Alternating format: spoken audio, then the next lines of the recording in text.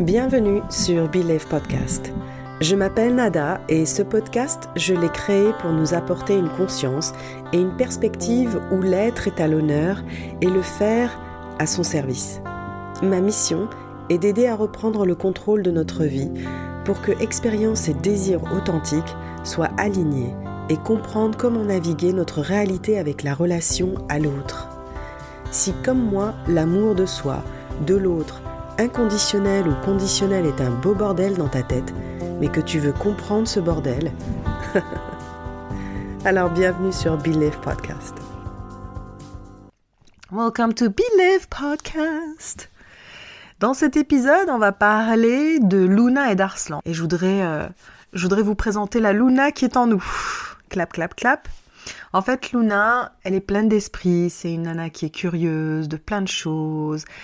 Elle est créative, très douce. Et on pourrait dire que ses parts dominantes, elles seraient plutôt sur le spectre de style d'attachement. Si t'as pas écouté les épisodes sur les styles d'attachement, je t'invite à le faire.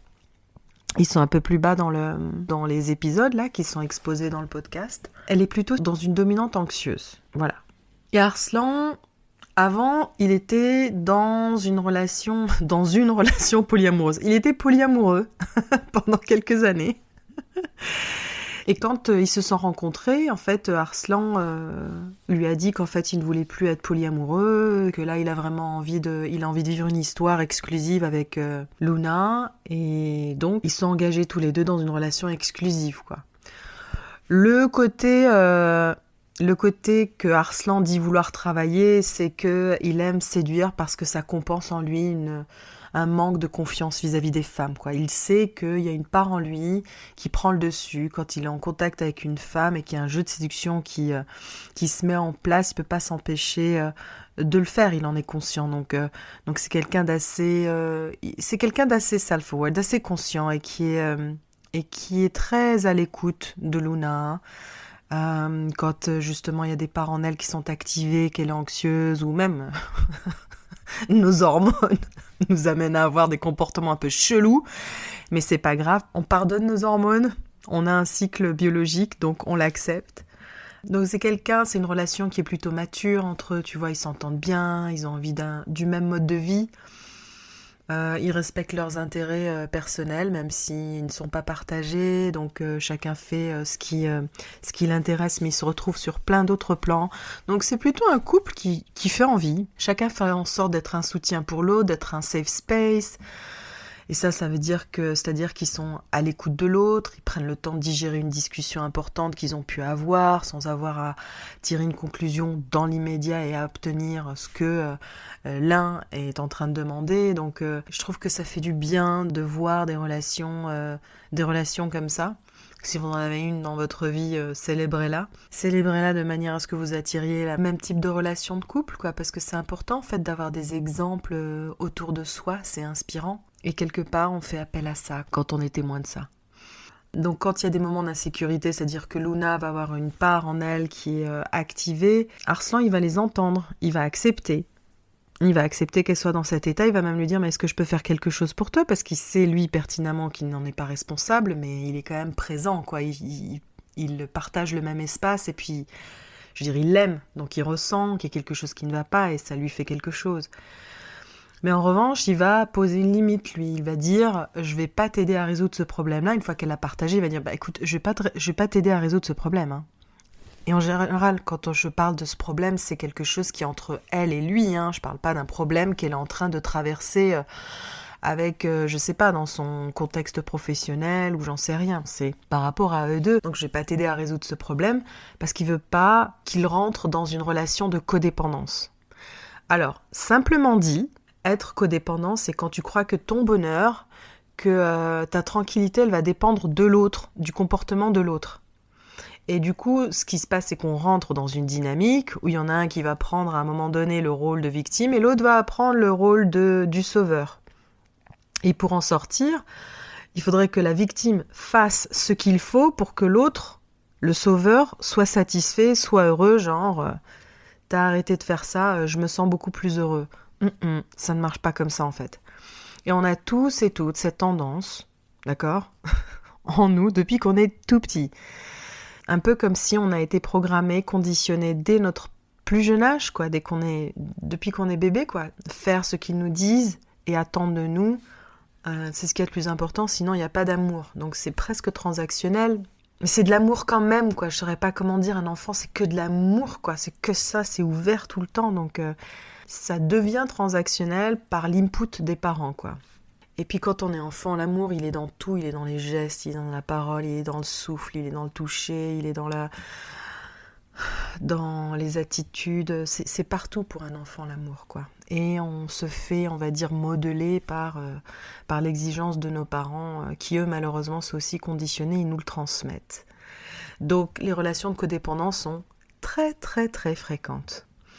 Il faut faire en sorte, justement, de pouvoir acquérir une forme de maturité émotionnelle, de s'approprier ses émotions, d'admettre nos défauts, d'admettre nos qualités, pour pouvoir justement instiller cette interdépendance entre un homme et une nana, quoi. Donc de la part d'Arslan, dire non, je vais pas t'aider parce que à ce moment-là, j'ai pas envie de rentrer, on va rentrer dans une relation de codépendance et j'ai pas envie de ça entre nous. Je trouve que c'est une super intention et un bon réflexe de sa part. Et pourtant, Luna, il y a un mais, quoi. Il y a un mais dans son attitude qui la gêne. Parce que malgré le travail qu'elle entreprend pour aller chercher son ancrage en elle, pour aller libérer les parts qui sont bloquées, qui créent en fait des tensions en elle, et elle ressent cette souffrance, elle n'arrive toujours pas à trouver une tranquillité. Il y a une part en elle qui pense que ça se trouve, Arslan il peut facilement développer des sentiments pour une autre femme. Ou alors peut-être qu'il peut aller voir ailleurs. Elle a peur, elle a cette insécurité-là par rapport à ça. Quand elle est insécure, elle pense que, ouais, en fait, qu'est-ce qui me dit qu'il va pas aller voir ailleurs? Qu'est-ce qui me dit qu'il peut pas développer des sentiments pour une femme? Et effectivement, on ne peut pas empêcher une personne de développer des sentiments pour qui que ce soit. C'est comme ça. Et on doit l'accepter. Sauf qu'au fur et à mesure, en fait, qu'est-ce qu'on découvre? On découvre que cette part en elle, qui est super insecure, très en insécurité, qui est anxieuse, en fait, elle est déclenchée par le fait qu'Arslan est un peu trop transparent avec elle. Ouais, c'est que en gros, c'est un livre ouvert, il lui dit tout son process, tout ce qui le traverse, et il le lui pose sur la table, comme ça, pour qu'elle décide quelle direction prendre.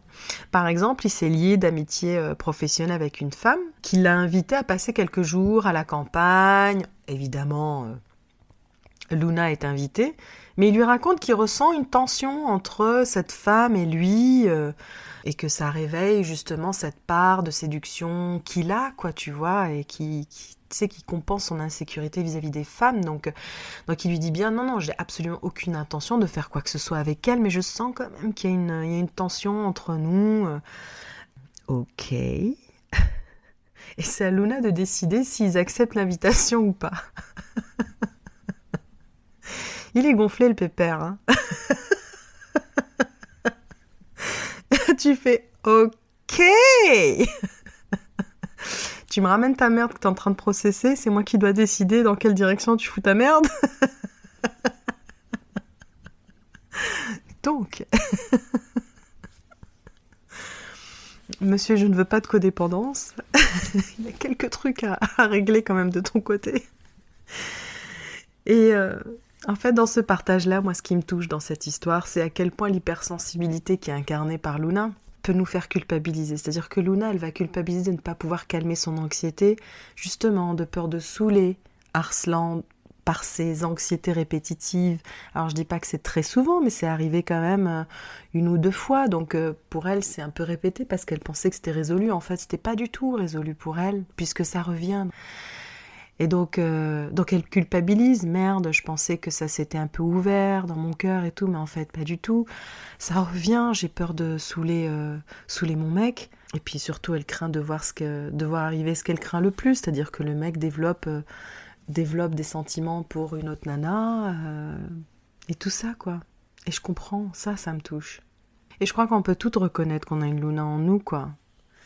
Et voilà, moi, ce que j'ai envie de lui dire à Luna, c'est que c'est pas parce que tu crains de contracter la maladie de la codépendance que tu vas traiter cette insécurité comme un virus, c'est-à-dire à tout prix l'éliminer avec tous les outils que tu as en main. sans aller réellement chercher la source, sans ralentir, sans réhabiter le corps et n'avoir aucune expectative. C'est ça le plus difficile en fait. On arrive avec un problème, on veut que le problème se résolve, et là tu as quelqu'un qui dit mais est-ce que tu peux ne pas avoir d'intention et être juste dans le corps et ressentir ce qui se passe? Peut-être qu'il y a quelque chose qui se passe dans le dos, au niveau du buste. Juste se poser et regarder un peu, fermer les yeux, c'est même mieux parce qu'au moins on n'est pas distrait par l'information qu'il y a autour. Et puis juste regarder, observer, un peu comme on regarde un aquarium, un grand aquarium, ce qui se passe. On ne juge pas, on voit des formes, des sensations. Et simplement ne pas avoir d'expectative. Ne serait-ce que cette attitude-là, on est déjà en train de libérer énormément d'espace pour pouvoir relâcher les tensions, quoi. Ça, c'est une première chose, quoi. Tu vois ? Donc, c'est pas parce qu'on a des outils qu'ils vont nécessairement être utiles à chaque fois. Ils sont utiles, mais par moment, la base, c'est ce que je viens de décrire. Ça passe par le soma, par le corps. Et en fait, cette part, cette contraction, cette anxiété, on va l'appeler cette part qui est anxieuse, elle est là pour indiquer qu'il y a une limite qui n'a pas été posée. Chaque fois qu'on a quelque chose qui est, enfin pas chaque fois, je dirais pas chaque fois, mais très souvent, c'est parce qu'on oublie de mettre une forme de limite. Et c'est très important de poser des limites. Ça ne veut pas dire qu'on exclut la personne, ça veut dire qu'on est en train de protéger une part en nous qui ne peut pas recevoir trop de ce qu'elle reçoit. D'accord ? Et là, par exemple, pour Luna, ça va être un peu trop d'informations inutiles. Donc, comme cette part, elle est là pour poser une limite qui n'a pas été posée, c'est pour ça qu'elle suggère les pires scénarios comme « Ah ben, il va finir par aller voir ailleurs. En fait, je ne sais même pas. En fait, il est peut-être honnête, mais je ne sais même pas ce qu'il fait quand on n'est pas ensemble. » Bref, tu connais ce genre de sentiments. Et la meilleure manière que j'ai trouvée, c'est celle que je viens de partager en échantillon pour soulager ces parts blessées. Donc, parler pour elle. Parce qu'une fois que tu t'es posé dans ton corps, peut-être que justement, tu pourras entendre ce qu'elle a à dire. Et une fois que tu as entendu ce qu'elle a à dire, peut-être l'accepter et digérer. Et ce sera peut-être pas sur le coup, peut-être ça un peu plus tard. Juste ralentir un peu. On n'est pas pressé. Et au contraire, quand on n'est pas pressé, les messages arrivent de manière beaucoup plus claire. Donc une fois qu'on a accepté et digéré ce qu'on a entendu, on peut ensuite faire ce qui est nécessaire pour que cette part qui était anxieuse se sente enfin safe. Parce qu'il y a tout ce process qui s'est déclenché. Alors tel que je le dis, peut-être pour certains d'entre vous vont dire mais attends, mais comment on fait et tout. Ça se pratique. Et d'ailleurs, tu peux le faire en téléchargeant le lien que je vais mettre dans la description qui s'appelle « J'élimine mes peurs ». Et il y a une méditation qui va avec. Donc déjà, faire de l'espace, ressentir. L'espace, il est fait en faisant ça, en fait, en simplement se posant et en regardant ce qui se passe comme un aquarium. Tu es déjà en train de créer un espace. Et ensuite, en essayant de te connecter avec cette part qui est anxieuse, voir ce qu'elle a à dire. Donc, parler pour elle, communiquer avec elle. Et puis, voir ce dont elle a besoin pour ne pas recevoir trop de ce qu'elle reçoit. Donc, poser une limite. Elle se traduit comment pour elle, cette limite ? Voilà.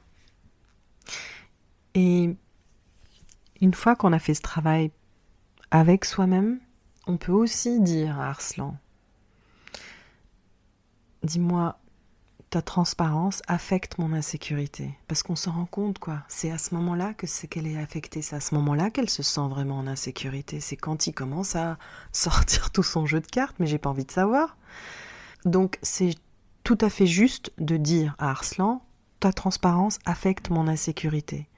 Parce que je n'ai pas besoin de savoir s'il y a une tension entre toi et une nana quand tu sais pertinemment que tu n'as aucune intention de faire quoi que ce soit avec cette nana.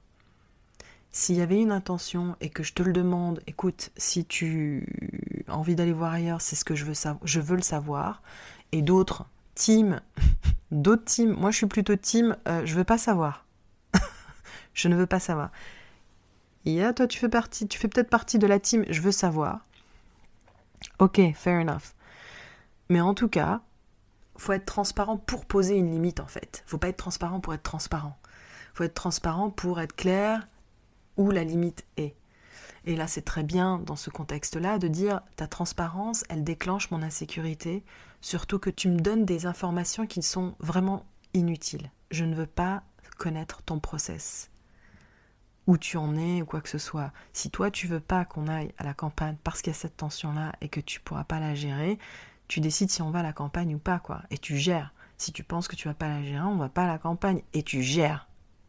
Dans les deux cas, tu gères. Mais c'est pas à moi de décider pour toi si on va à la campagne sous prétexte qu'elle est tension. On a le droit de dire ça à son mec. Ou à sa nana. T'as le droit. Et tu sais quoi ? Et peut-être même que sa propre crainte de dépendance l'amène à être trop détaché de ses émotions. Tu vois ? Et c'est une manière inconsciente de dire, bon, deal avec mes émotions parce que je sais pas trop comment les classer en termes d'intimité individuelle ou collective. Ou commune. Je dirais pas collective, c'est pas une bonne blague. Mais commune. Tu vois ? C'est une manière, certainement, pour lui de ne pas se confronter à ses émotions. Il sait pas dealer avec encore complètement. On a tous un chemin à faire. Je veux dire, on n'est pas en train de blâmer Arsan, on n'est pas en train de blâmer Luna, please.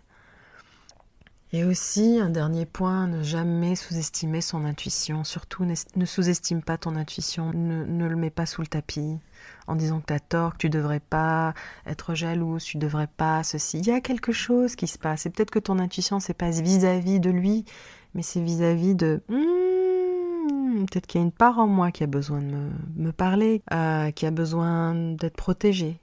Donc ton intuition, faut certainement pas la sous-estimer. C'est un don qu'on a tous et malheureusement qu'on écoute peu parce qu'on veut vite que la douleur passe.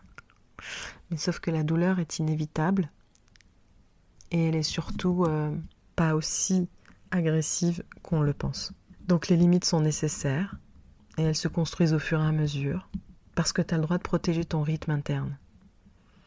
Ça aide à garder un esprit sain, ça aide à éloigner la culpabilité, ça aide à réduire le volume du saboteur intérieur. Je veux dire, slow down, on peut ralentir. Et quand on a une conversation avec quelqu'un, une mise au point, on n'est pas obligé de tout de suite avoir la solution immédiatement. Ça peut se faire en plusieurs séquences. Parfois, on a besoin de digérer, surtout quand on est hypersensible. On a besoin de temps. Et parfois, il n'y a pas besoin, mais respecter ce rythme, quoi. Donc voilà ce que j'avais à partager avec toi. L'histoire de Luna, l'hypersensible, et le couple qui veut bien faire à tout prix, mais qui peut s'égarer dans le « je veux tout faire à tout prix » et ne pas voir peut-être les parents soi qui se protègent autant qu'ils peuvent pour ne pas avoir à se confronter à quelque chose qui paraît trop difficile et trop douloureux. Donc surtout ne pas hésiter à se connecter à ses parts. Elles ne sont pas agressives, elles n'ont rien de dangereux, au contraire. Elles ont besoin de toi. Et puis on n'a jamais dit que les relations étaient faciles, mais elles valent le coup d'être vécues. C'est comme ça. Il n'y a pas de règle pour une relation longue, parce qu'elles peuvent être toxiques aussi, si elles sont longues. Donc c'est pas un but en soi pour moi d'être dans une relation longue. C'est chouette d'être dans une relation longue. Évidemment, c'est super chouette. Mais ça doit pas être la règle principale, quoi. C'est notre attitude qui certainement permet la longévité d'une relation. Le but, c'est le partage. C'est l'amour de soi. c'est l'amour donc de l'autre. Le but, c'est l'amour, quoi. Et je parle pas de l'amour en mode comédie romantique ou dramatique, bien que ce soit pas exclu, mais l'amour comme un dialogue avec ce qui est de l'ordre de l'imperceptible, en fait. Et le passage, il est par ce que j'ai décrit dans cet épisode, dans l'acceptation. Et dans cette acceptation, il y a cette connexion au corps d'abord. Sinon, on dissocie. On se dissocie. Et là, du coup, on est complètement absent, quoi, à côté de... Tu vois, c'est comme si on sortait de notre corps et qu'on était à côté du corps, quoi. Donc, c'est la connexion. Voilà. Sans crier trop dans le micro, mais c'est la connexion, l'amour. C'est l'acceptation ensuite qui arrive. C'est la digestion qui se produit. Et ensuite, c'est la libération. J'aime bien ce programme. Anyways, voilà. Si tu as envie que je t'accompagne, tu n'hésites pas à aller sur le lien que je vais mettre dans la description. Tu peux m'envoyer aussi un message privé sur Instagram, nada.coaching. Tu peux aussi télécharger J'élimine mes peurs qui sera livré avec une méditation. S'il y a un souci, tu n'hésites pas à m'écrire because I love people. Ok, alors je te la souhaite bonne et je te dis à la prochaine fois. Ciao! Merci pour ton écoute et merci pour le temps. Si l'épisode t'a plu, n'hésite pas à le noter. Tu permettras au podcast d'être encore plus visible et d'être un support à plus de monde autour de nous. À très vite!